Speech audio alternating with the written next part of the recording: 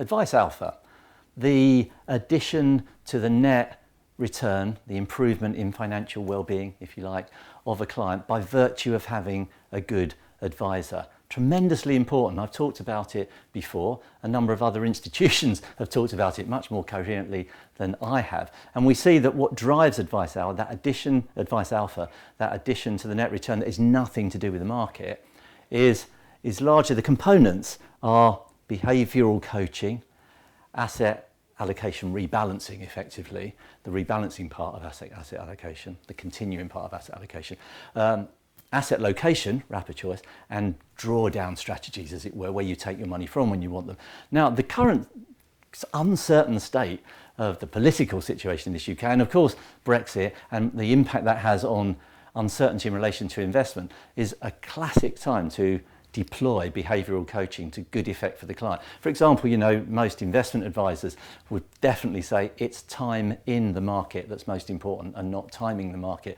And the thing about making those decisions around the way the markets are at the moment is they tend to be driven, as most of the surveys and studies show, by emotion, and that's what you don't want to do. An emotional response to the market, coming out when things look bad and going back in when things are looking good, but probably coming in a bit too late. So timing the market rarely works. Of course it can work in some cases, but it rarely works. Staying in the market if you're a long-term investor would be much better, and the behavioural coaching is a great driver towards that. Also from the standpoint of, what will tax look like in the future? Will we have a change of government that will be more left-wing leaning? Will we have radical tax change? I better do something with my money now. It's about being rational and not emotional about that, and looking closely at what tax change might come about, what's been said that you can say is for definite, and we don't have anything for definite yet. We've got no manifesto, just odd statements and comments and some think tank papers and all of that to look at.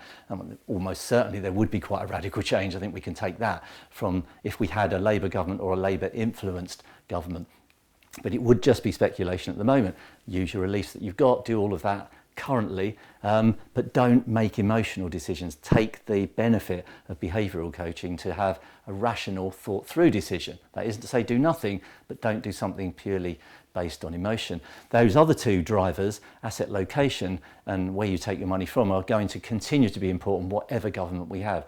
How you wrap your money to legitimately minimise the tax on it makes a tremendous impact, and is unlikely to be available to you if you don't have investment advice. It's relatively complex to determine whether you should have an onshore collective or an offshore one, a reporting fund or a non-reporting fund, a bond or a collective, an offshore bond or an onshore bond. All of them have different tax regimes applying to them, and all of them will therefore have a different impact on the particular circumstances of a particular investor. So having know-how and knowledge-based advice to enable you to make the right decisions is really, really important. And of course, perhaps even more so, a time when we're seeing people's retirements looking very different to what they used to look like. People retiring with a range of assets to draw from when they need to supplement their income from reduced employment, reduced levels of employment because they're working a bit less, or completely replace it, then are likely, many of the clients of financial advisors will have pension funds, they'll have ISAs,